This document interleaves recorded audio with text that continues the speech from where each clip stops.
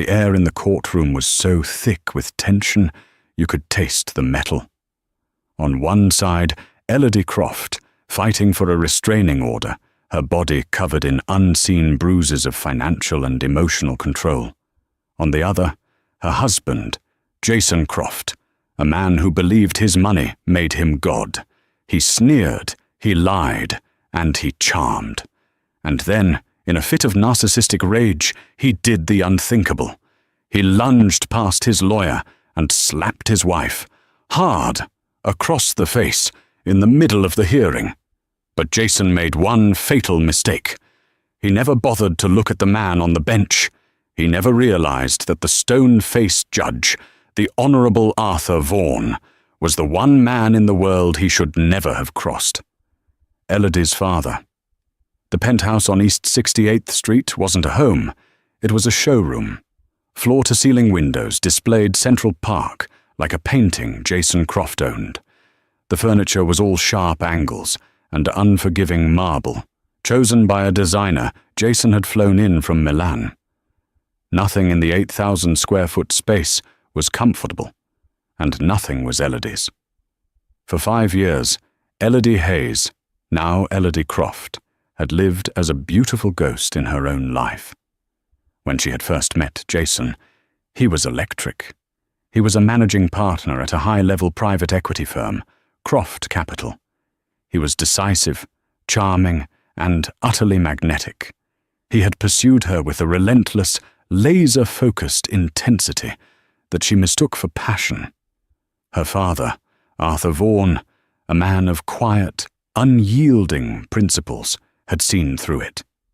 "He doesn't love you, Elodie," Arthur had warned her, his voice heavy. "He wants to own you. A man like that only values things he can acquire."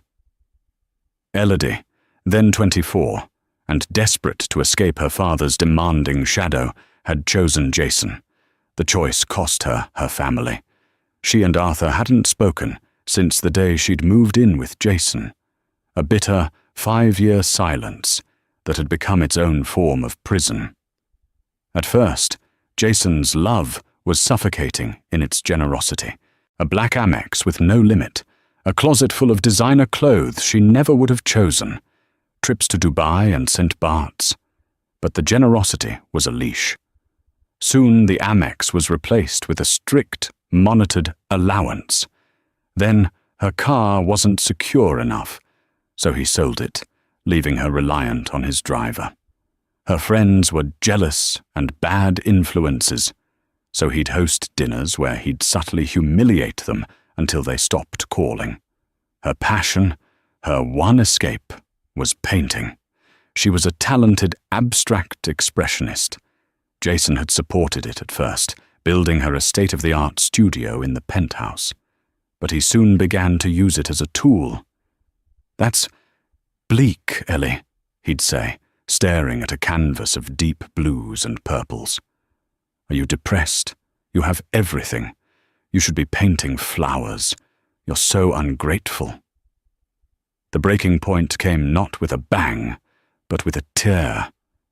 Elodie had been secretly working on a piece for a small gallery show in Chelsea, organized by an old college friend. It was the first thing she had done for herself in years. Jason found the email. He didn't yell. That wasn't his style, not at first. He walked into her studio, wearing a $4,000 Brioni suit, and looked at the 5 completed canvases. "You're embarrassed by me," he said, his voice terrifyingly calm. "What?" "No, Jason, it's just a small show. It's for me." "It's for you," he repeated, nodding slowly.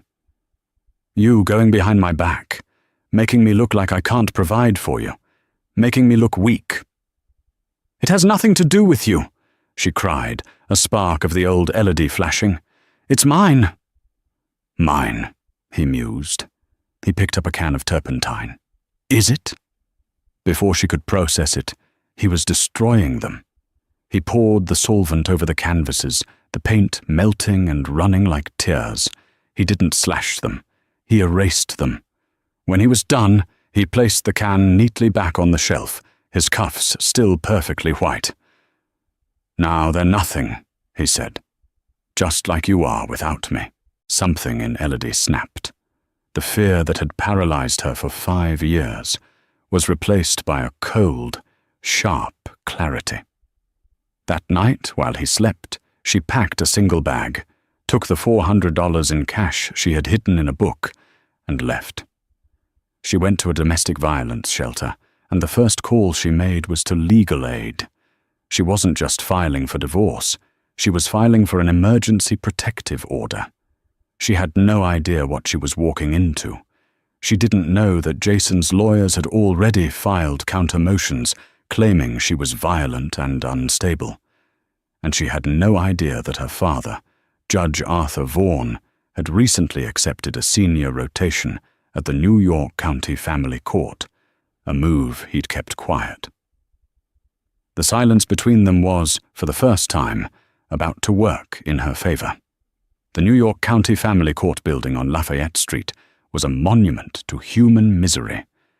The air smelled of stale coffee, industrial floor wax, and desperation.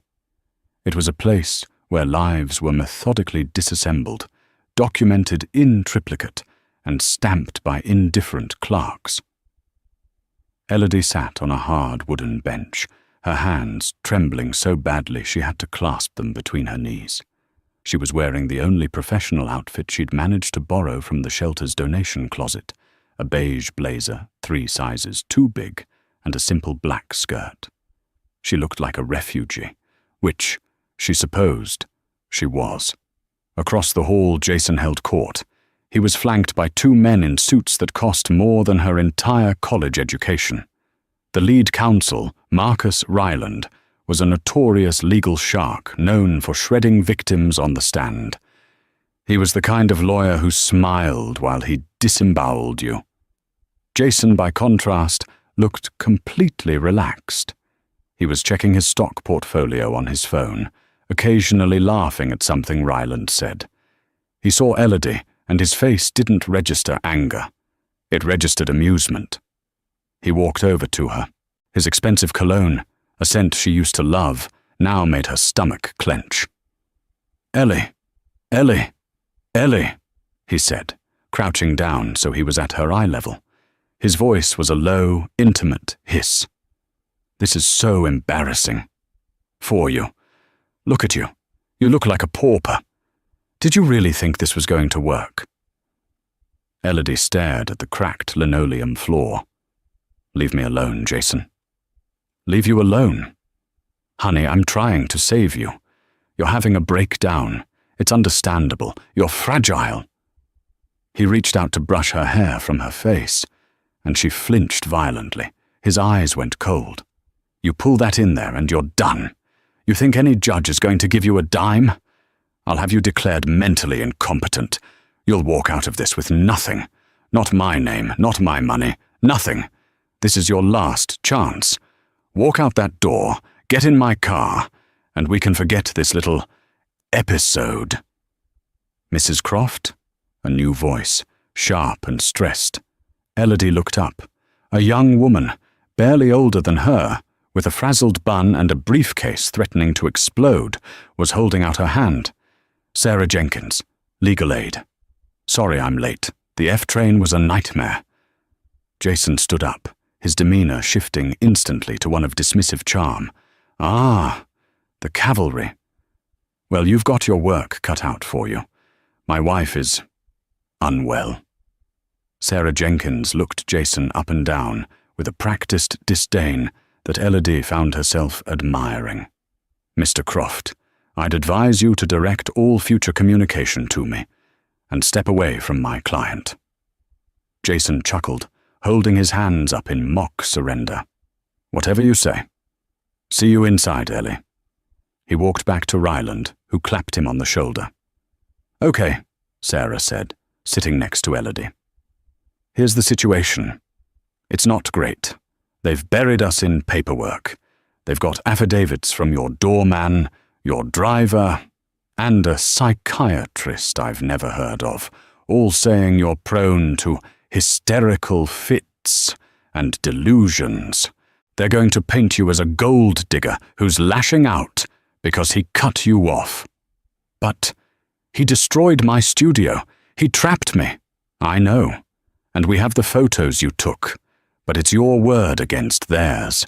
And they have a lot more theirs than we do.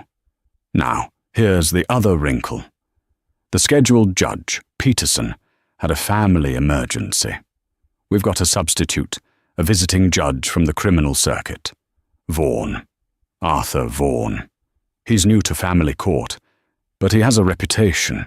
They call him the Hammer. He's tough, by the book, and has zero patience. This could be good, or this could be very, very bad. He won't be swayed by Ryland's charm, but he also won't tolerate emotional outbursts. Stick to the facts. No tears. Just the facts. Are you ready? Elodie's blood ran cold. Vaughan? Arthur Vaughan? It couldn't be. The name was common. It had to be a coincidence. Her father was in the major case division. He handled murders, organized crime. He wouldn't be here, in the grubby trenches of family court. It was impossible. She was just panicking, seeing his name everywhere. Elodie. Yes, she whispered, her heart hammering against her ribs for a whole new reason. I'm ready. The courtroom was smaller than Elodie had expected, all beige walls and fluorescent lights that gave everyone a sickly, greenish tint. Jason and his team took the right side, spreading out their files and laptops with an air of bored ownership. Elodie and Sarah took the left, with a single, worn briefcase between them. Jason was leaning back in his chair, texting. He hadn't even bothered to look forward. All rise. The bailiff, a burly man named Officer Miller, bellowed, the Honourable Arthur Vaughan presiding. Elodie stood, her legs feeling like water. The side door opened, and he walked in. It was him. He was older. The 5 years had carved deeper lines around his eyes and mouth. His dark hair was now a distinguished, severe silver at the temples. But it was him. The same rigid posture, the same eyes that missed nothing. He was enveloped in the black robes of his office, a costume that made him look less like her father and more like an archetype. The judge. Elodie felt the air leave her lungs. She thought she might faint. She gripped the back of the chair in front of her. He's here. He's here. He settled into his high-backed leather chair and looked out over the courtroom. His eyes swept the room, cataloguing everything. They passed over Jason and Ryland, over Sarah, and then they landed on her. For 1/10 of a second, the mask of judicial impartiality slipped. Elodie saw it. It wasn't recognition. It was shock. A deep, profound, gut punch of shock. His eyes widened almost imperceptibly. He saw her. He saw the cheap blazer. He saw the terror in her face. Then, just as quickly, the mask was back. His face was stone. He looked away, shuffling his papers. "Oh, God," Elodie whispered, sinking into her chair. "What is it?" Sarah asked. That's my father." Sarah Jenkins's head snapped toward the bench and then back to Elodie. "What? Are you serious?" We haven't spoken in 5 years. Elodie, this is a massive conflict of interest. He's going to have to recuse himself. We'll be postponed, sent back to the start." "No," Elodie said, a strange, cold calm settling over her. "He won't." "How do you know?" "Because he's the most principled man I've ever met. He would see it as a failure, a weakness, and he's not looking at me. He's pretending he doesn't know me. He's ashamed of me." The realization hit her harder than the reunion. He saw her here as a victim, and he was ashamed. At the other table, Jason finally put his phone away, nudged by Ryland. He glanced at the judge. "Who's the fossil?" he whispered, just loud enough for Elodie to hear. Ryland shrugged. "You may be seated." Judge Vaughan's voice boomed, amplified by the microphone. It was the voice that had read her bedtime stories, the voice that had taught her how to ride a bike, and the voice that had told her Jason Croft would destroy her. "We are here on petition 24 FA-81, Croft v. Croft, regarding an emergency order of protection," the judge said, his eyes fixed on the file in front of him. "Counsel, please state your appearances." "Sarah Jenkins for the petitioner, Elodie Croft, Your Honor." "Marcus Ryland for the respondent, Jason Croft, Your Honor." "Very well," Judge Vaughan said. "Ms. Jenkins, you may begin." Sarah, though clearly rattled, was a professional. She stood and laid out the case. She spoke of the patterns of coercive control, the financial isolation, the verbal abuse. She submitted the photographs of the destroyed studio. "Your Honor, Mr. Croft has systematically dismantled my client's life. He has isolated her from friends and family, seized her financial assets, and 3 days ago destroyed her personal property, her artwork, in a fit of rage. Mrs. Croft is in fear for her safety." Judge Vaughan stared, unblinking, at Sarah. "And this fit of rage, Ms. Jenkins, was there any physical violence? Did he strike your client?" "No, Your Honor," Sarah admitted. "But he—" "This is family court, Counselor," Ryland interjected, standing smoothly. "Not art criticism class. My client's wife is an amateur painter. They had a disagreement over her hobby. She became hysterical, and in her—" "Mr. Ryland," Judge Vaughan cut him off, his voice like ice. "You are not testifying, and you will wait your turn. Sit down." Ryland, unused to being spoken to that way, blinked. But he sat. The judge turned his cold eyes back to Sarah. "I have read the respondent's counter-motion. He claims your client is the one with the history of emotional outbursts. He claims she is the one who poses a threat. That is a complete fabrication, Your Honor. It is a classic tactic of an abuser." "That will be for me to decide," Judge Vaughan said. "Call your client to the stand." Elodie walked to the witness stand on legs that felt like hollow tubes. The bailiff administered the oath. "I do," she whispered, her voice barely audible. "Speak up, Mrs. Croft," Judge Vaughan commanded. He didn't use her name. He didn't look at her. He was staring at a spot on the wall just behind her head. "I do," she said, louder this time. Sarah began her questions, gently guiding Elodie through the last 5 years. The isolation, the allowance, the way Jason would joke about her being too stupid to manage her own money. "And the incident 3 days ago," Sarah said. "Tell the court what happened." Elodie recounted the story of the gallery show, the confrontation, and the destruction of her paintings. He didn't hit me," she said, her voice shaking. "He just erased me. He said, 'Now they're nothing, just like you.'" From the corner of her eye, she saw Jason scoff and whisper, so dramatic, to Ryland. "Ms. Jenkins," the judge interjected, his voice flat. "This is all very subjective." "He erased me. He made me feel. This court deals in facts. Did he threaten you with physical harm?" Elodie's stomach dropped. He was siding with Jason. Her own father was siding with the man who had broken her. The shame she'd felt earlier turned to a hot, bitter anger. "He controls every penny I have, Your Honor," she said, her voice hardening. "He took my car keys. He took my phone. He locked me in the penthouse after an argument once for an entire weekend. Is that a fact? Is that subjective?" "Objection!" Ryland shouted. "Relevance! And this is the first we're hearing of this locked-in allegation." "Sustained," Judge Vaughan said, not missing a beat. "The jury will disregard, habit." He rubbed his temples. I will disregard that last statement. Stick to the petition, Mrs. Croft. Elodie looked at him, pleading. He wouldn't meet her gaze. He was just a judge, a cold, impartial stranger. Her father was gone. I have no further questions, Sarah said, looking defeated. Mr. Ryland, your witness. Ryland walked to the podium like a lion approaching a wounded gazelle. Mrs. Croft, he began, his voice dripping with false sympathy. This allowance your husband gave you.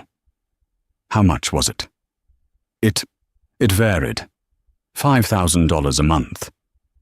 $5,000, Ryland repeated, letting the number hang in the air for the working-class people in the courtroom. For your hobbies, lunches, and this was on top of a roof over your head. Food, cars, vacations, correct? It was the only money I could access. Yes or no, Mrs. Croft? Did you have to pay for your own rent? Your own food? Your own utilities? No, but no.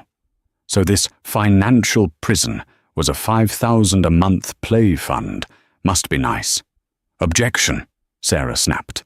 Argumentative. Sustained. Watch your tone, Mr. Ryland.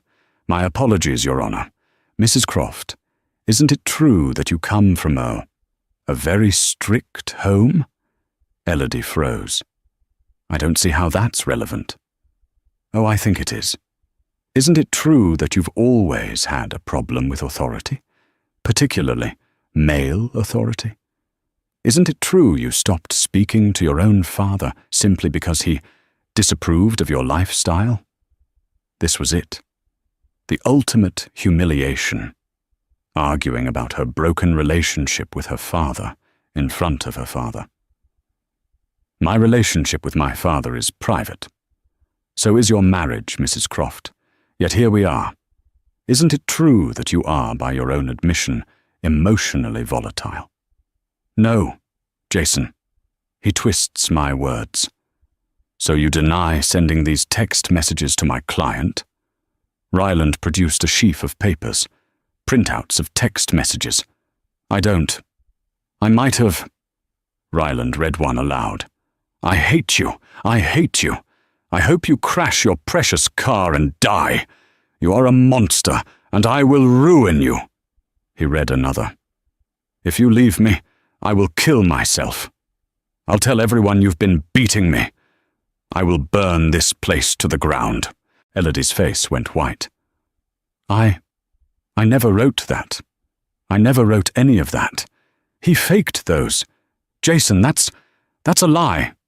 Jason, for his part, put his head in his hands, performing the perfect portrait of a long-suffering husband. See, Your Honor, Ryland said smoothly. Hysteria. She's fabricating claims of abuse because my client finally decided he's had enough of her abuse. This entire petition isn't for her protection. It's for leverage in their divorce. It's a money grab. Plain and simple. Elodie was hyperventilating. He's lying. He's lying. Your Honor, Dad, please. She caught herself. Dad. The courtroom went silent. Judge Vaughan's face was white. He gripped his gavel. Mrs. Croft, you will refer to me as Your Honor, and you will get a grip on your emotions. Jason's head snapped up. He stared at Elodie, then at the judge. A slow, confused, then horrified understanding dawned on his face. Vaughan. Elodie Vaughan. Arthur Vaughan. Ryland, however, hadn't connected the dots. He just saw an opening. She's unraveling, Your Honor, and she just called you. Dad! Is she delusional? Is she trying to manipulate you by implying some sort of paternal connection? This is grounds for dismissal. It's courtroom misconduct.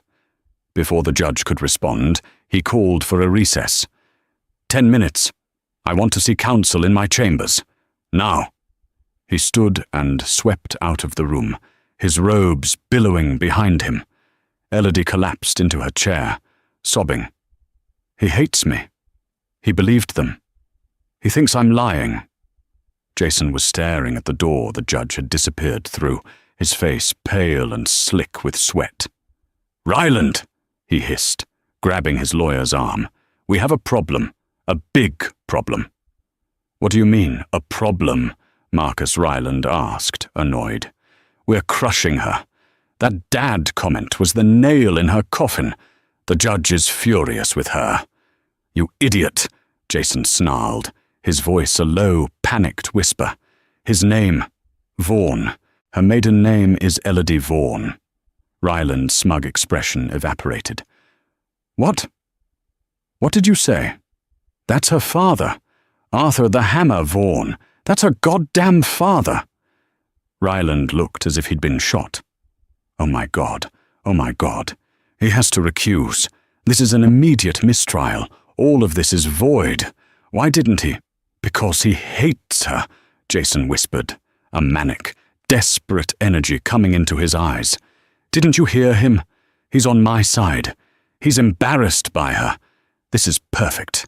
He's going to rule against his own daughter to prove he's impartial. We've got this." "Jason, that's insane. That's not how this works. We need to file a motion for recusal immediately." "No," Jason hissed.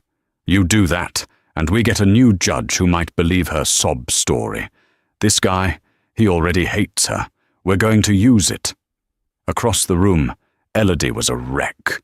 "He's going to rule against me, Sarah. I saw his face. He's ashamed of me." "No, Elodie.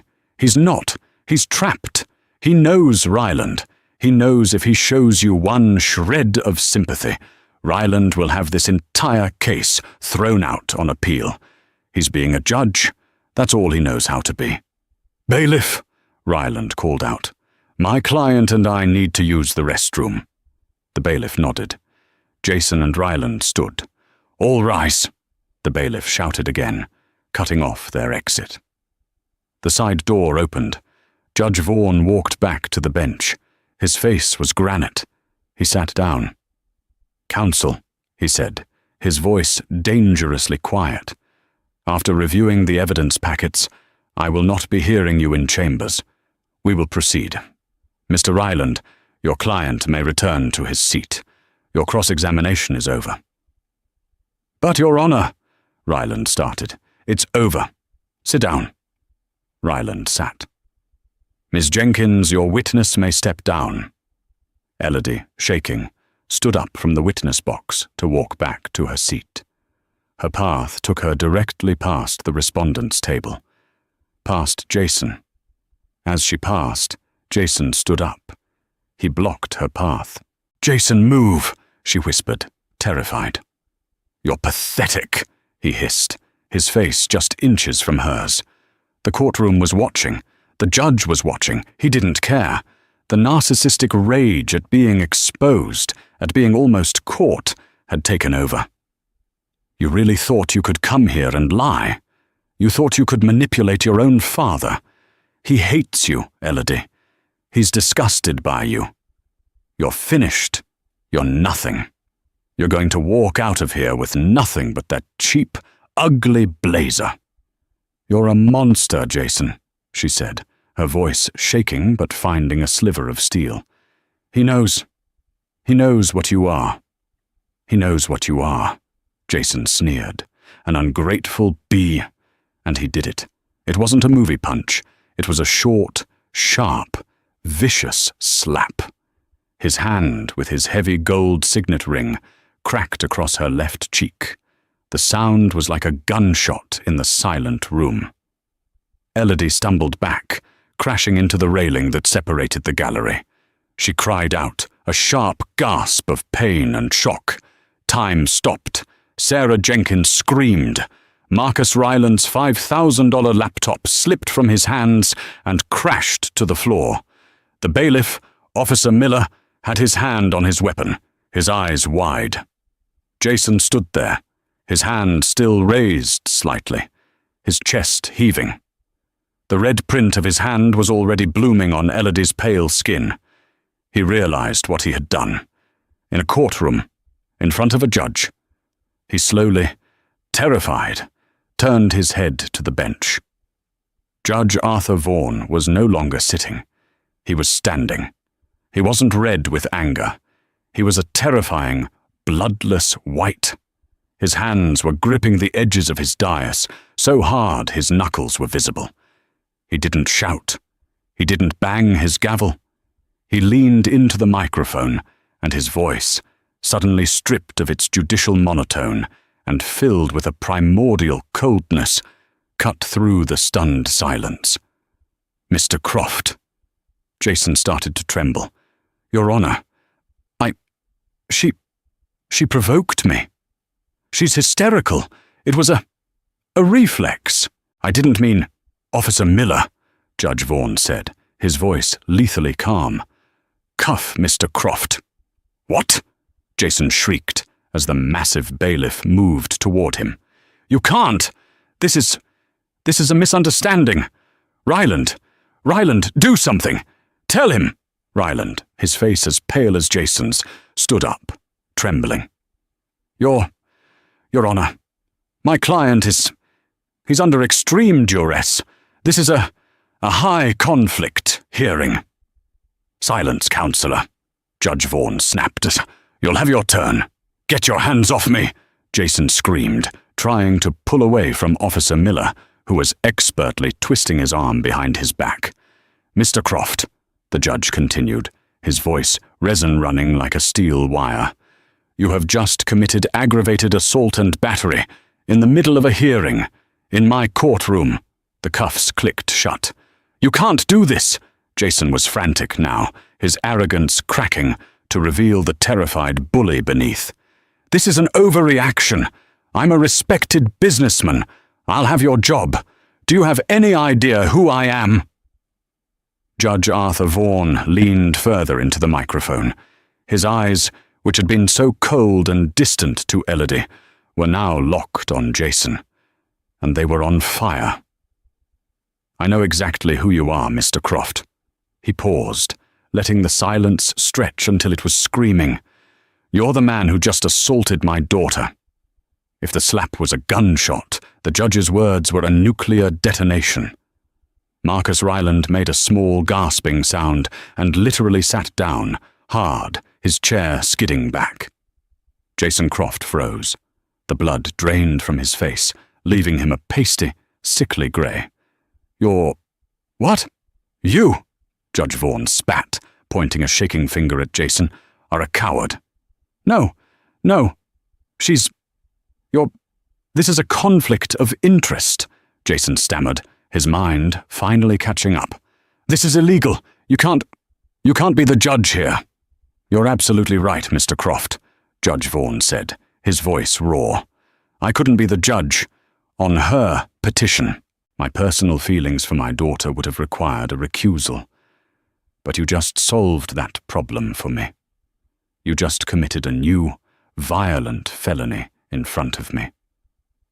And for that, for contempt of court, for assault on an officer of the court, which she is, as a witness, I am your judge, your jury, and right now I am very close to being your executioner."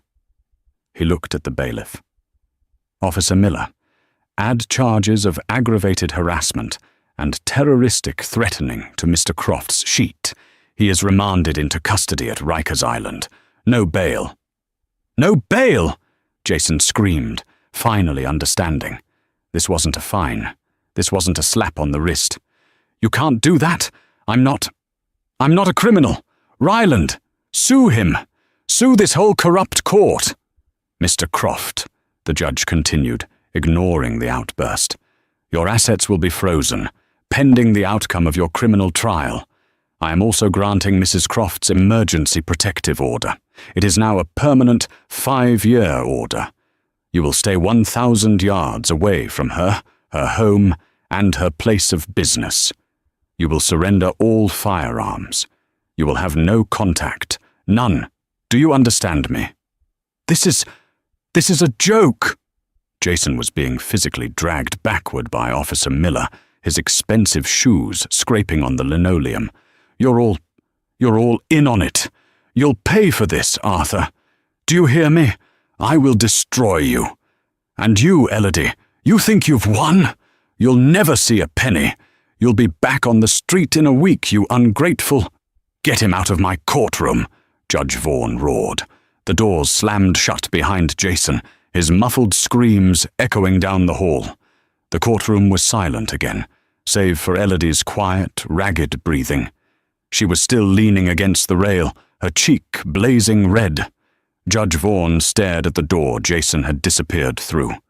His whole body was shaking with adrenaline and a lifetime of repressed rage. He looked at Marcus Ryland, who looked like he was about to be sick. "Mr. Ryland." "Yes, Your Honor." "Your client's behavior was monstrous, but yours was not much better. Those text messages." "Your Honor, I was given them by my client. I was acting in good faith." "Were you?" Judge Vaughan said, his voice low. "Or did you engage in manufacturing evidence and suborning perjury? Because that's what it looked like to me. I'm referring this entire case and your conduct to the Bar Association's Ethics Committee. I'd advise you to get your own lawyer. A very, very good one. We are done here." He looked at Sarah Jenkins, who was standing with her arm around Elodie. "Ms. Jenkins, take your client to the Victim Services Unit. Get her medical attention for that cheek. They will process the order." He looked, finally, at Elodie. His face was a wreck of warring emotions: anger, guilt, pain, and a fierce, terrible love. He wanted to run to her, but he was still on the bench. "This court is adjourned," he said, his voice breaking on the last word. He banged the gavel, stood, and walked quickly through the side door to his chambers, his composure shattering the second the door clicked shut. Elodie was in a small, windowless room in the Victim Services Unit, holding a cold can of soda to her face. Sarah Jenkins had done the paperwork, her hands flying, a look of righteous, triumphant fury on her face. "They're taking him to central booking," Sarah said. "He'll be at Rikers by nightfall. Ryland is already gone, probably calling his lawyer. You're safe, Elodie. You're actually, finally safe." Elodie just nodded. The reality of it all hadn't set in. The slap, the screaming, her father. She felt a deep, aching sadness. She had won, but she had been forced to show her father the wreckage of her life. He had been right. All those years ago, he had been right, and she had been too proud and too stupid to see it. The door opened. It wasn't a judge. It was Arthur Vaughan, his robes gone. He was just a man in a white shirt and a loosened tie. He looked 10 years older than he had that morning. "Sarah," he said, his voice rough. Could you give us a minute?" "Of course, Judge." Sarah gave Elodie's shoulder a squeeze and slipped out. Father and daughter were alone for the first time in 5 years. They stared at each other. The silence was heavy, filled with everything unsaid. "Dad," Elodie whispered, and her voice broke. He crossed the small room in 2 strides and pulled her into his arms. Elodie buried her face in his chest, inhaling the familiar, safe scent of him, soap and old books, and she wept. She sobbed for the 5 lost years, for the humiliation, for the pain, for the terror. He just held her, his hand stroking her hair, his own eyes squeezed shut. "I'm sorry," he murmured, his voice thick. "I'm so sorry, Elodie, I'm so sorry." "You were right," she cried into his shirt. "You were right about him. I was so stupid." No, he said, pulling back to look at her, his hands on her shoulders. He gently touched her swollen cheek. "You were young, and you wanted to be loved. I failed you. My pride, my stubborn, damn pride. I should have never let you go. I should have fought for you. When you didn't call, I should have called you. I should have knocked that penthouse door down. A father is supposed to protect his daughter, and I let him take you. I was so ashamed," she said. He told me you'd disowned me. He told me you said you had no daughter. I thought you hated me." "Never," Arthur said, his eyes flashing with the same fire they'd had on the bench. "I have never, for 1 second, stopped loving you. I was just waiting. I was waiting for you to be ready." How did you end up here?" she asked. "In that courtroom? I thought you were in major cases." Arthur took a deep breath. This was the final twist. "It wasn't an accident, Elodie." "What? What do you mean?" "Judge Peterson's family emergency. It was a tea time at Pebble Beach. I arranged it for him 2 weeks ago." Elodie's eyes widened. "What?" "I've been keeping tabs. In my world, you can find things out. I knew he was isolating you. I knew he'd taken your money. I couldn't do anything until you were ready to leave him. The second your petition hit the system, your legal aid lawyer, Sarah Jenkins. What about her? She was my intern in the DA's office 10 years ago. She's one of the brightest, toughest lawyers I know. I called her. I told her a friend's daughter was in trouble. I didn't tell her who, not until this morning. I pulled every string I had to get this case, Elodie. I was terrified. I thought Ryland was going to bury you in motions. I thought I'd have to just sit there, grant the order, and pretend I didn't know you. So you were never going to rule against me? Rule against you? He looked at her as if she were crazy. Elodie, I was going to grant that order, and I was going to assign him to an anger management class so far uptown he'd need a passport. I was going to bleed him dry in the divorce. I had to be impartial. I had to follow the letter of the law. He shook his head, a dark, grim look on his face. I never, in my wildest nightmares, did I imagine he would be so monstrously arrogant, so stupid as to assault you in front of me. He smiled, a thin, cold, satisfied smile. He was right. It was a conflict of interest. He just created a brand new one, and by doing that, he handed me the authority to destroy him. He held his daughter's face in his hands. It's over, Ellie. He's not getting out. The criminal charges will stick. The manufactured evidence. The assault. He's finished. You're free. Elodie looked at her father, not as a judge, but as her dad. The man who had moved heaven and earth, who had bent the entire judicial system just to be in the right room at the right time. "Thank you," she whispered. "Welcome home," he said. The fall of Jason Croft was not a dramatic, fiery crash. It was a cold, systematic, and legal dissection. The media catching the scent of blood in the water, a tale of a Wall Street titan, a secret daughter, and a public, violent act, dubbed him the slap-happy exec. The story was a firestorm. The assault, committed in a courtroom, in front of a judge, with a dozen witnesses, was an indefensible act. His high-priced white shoe law firm dropped him within the hour. No one, it turned out, wanted to be associated with a man who struck his wife, let alone the daughter of Judge Arthur the Hammer Vaughan. Marcus Ryland's fate was sealed alongside his client's.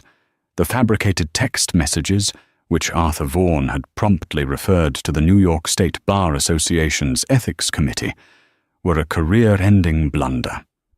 In a sterile hearing room, stripped of his bravado, Ryland was forced to admit he had engaged in willful blindness and conduct prejudicial to the administration of justice. He was disbarred.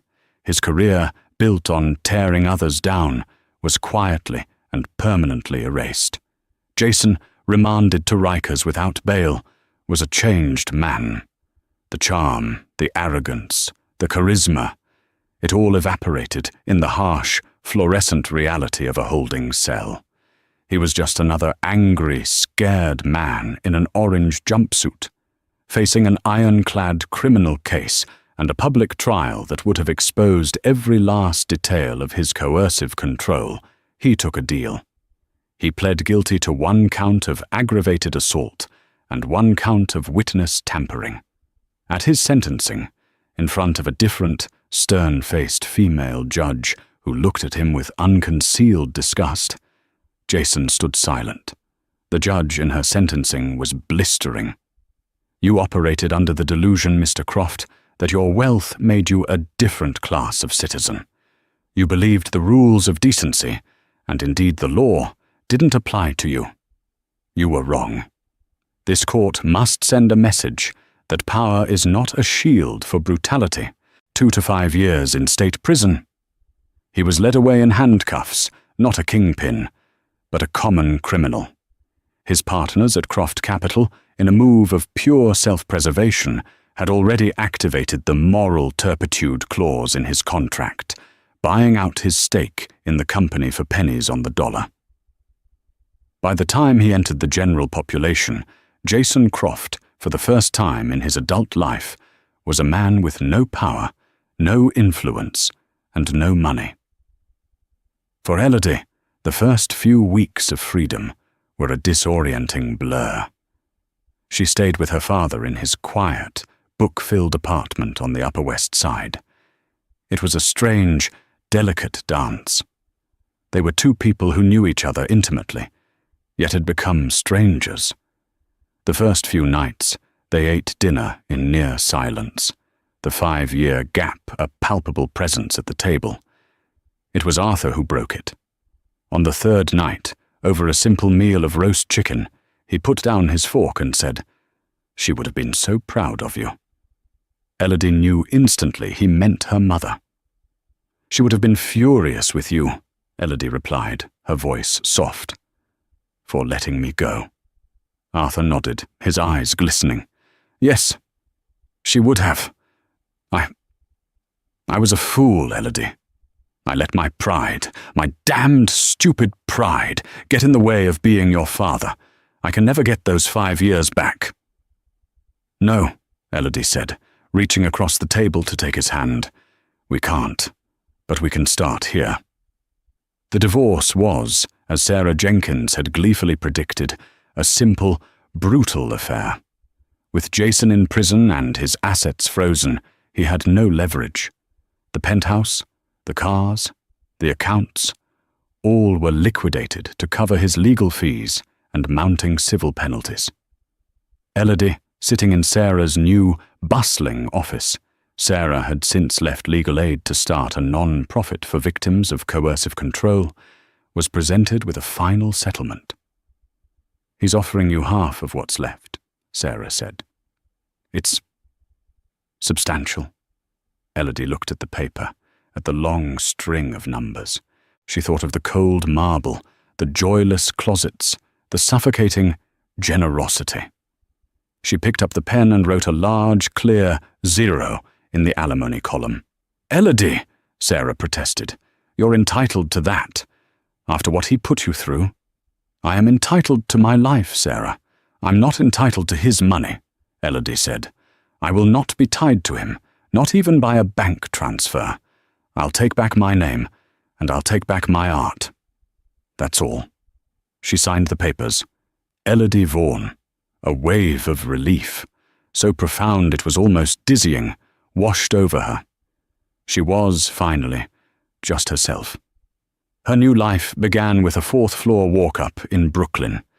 It was small, the floors creaked, and the pipes rattled, but the afternoon light that streamed through the 2 large west-facing windows was, to her, the most beautiful thing she had ever seen. Arthur had tried to give her the down payment, but she refused, instead taking a loan from him, complete with a handwritten contract and a 2% interest rate. To keep us both honest, she'd smiled.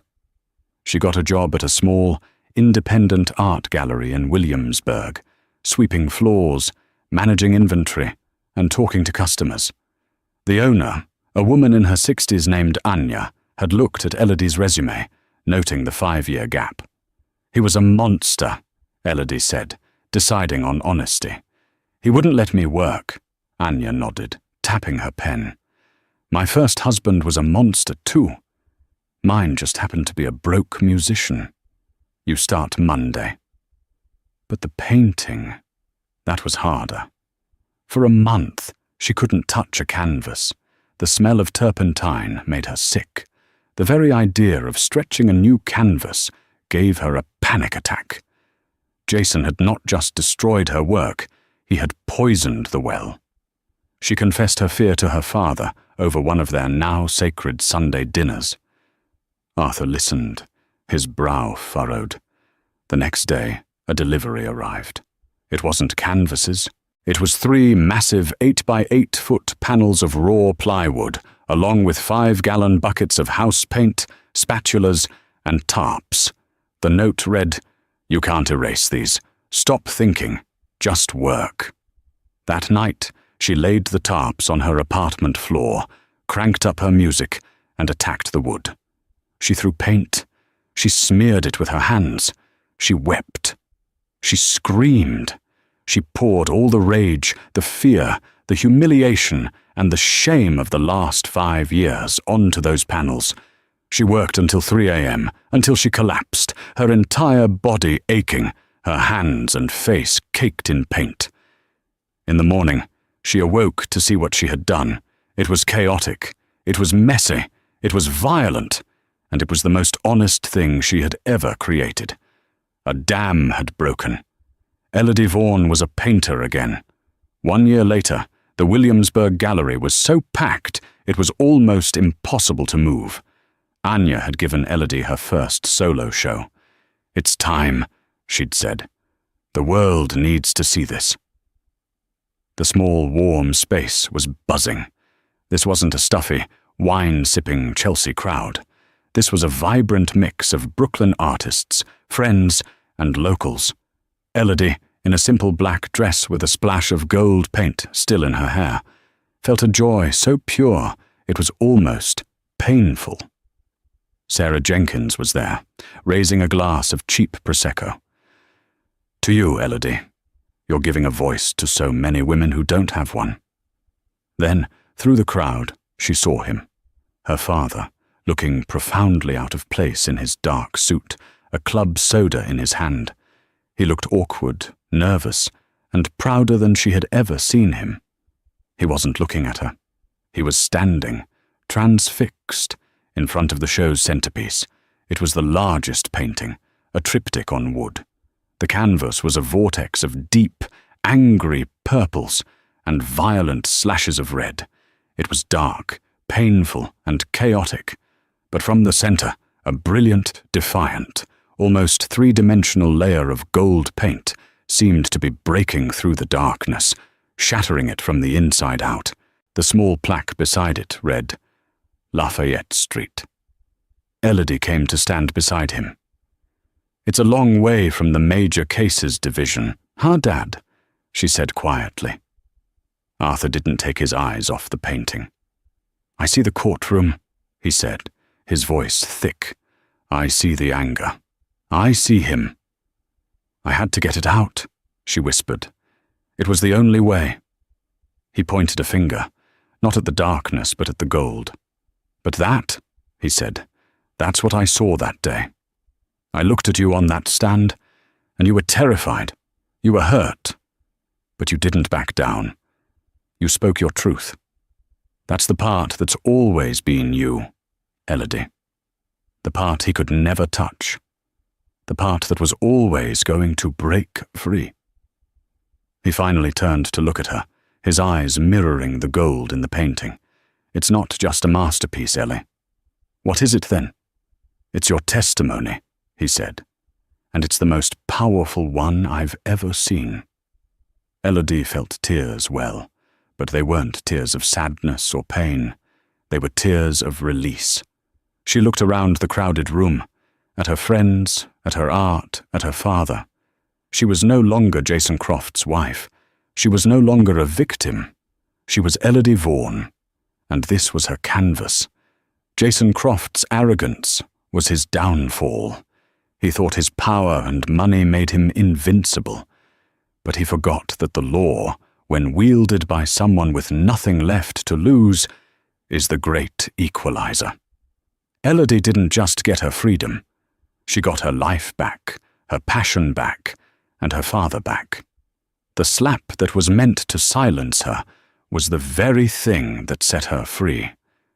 This story is a powerful reminder that abusers thrive in silence, and the moment a victim speaks, and the second someone listens, the entire balance of power can change forever.